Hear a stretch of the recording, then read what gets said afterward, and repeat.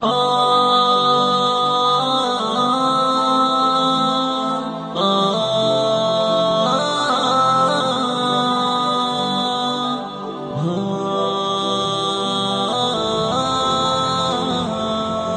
صدای حافظ عبدالصبور. مسلمان چرا زار و حیران شدی؟ به طوفان ذلت تو ویران شدی. به موسیقی و ساز شیطان چرا گرفتار و از دین گریزان شدی؟ کمین گشت دشمن برای شما، چرا غافل از مکر شیطان شدی؟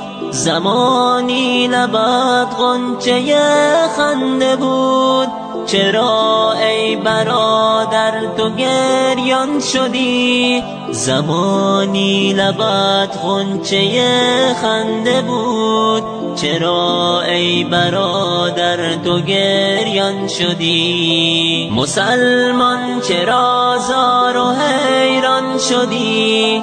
به طوفان ذلت تو ویران شدی.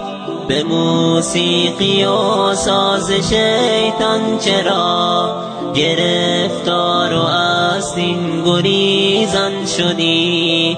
به وحدت خروشان تو بودی چو برق، چرا قطره گشتی و پنهان شدی؟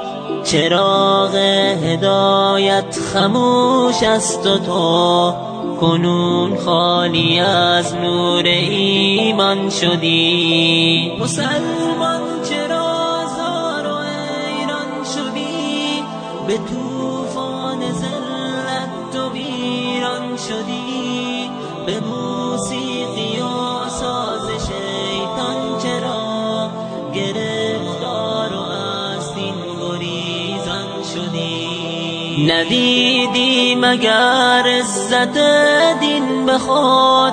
چرا دور از حکم قرآن شدی؟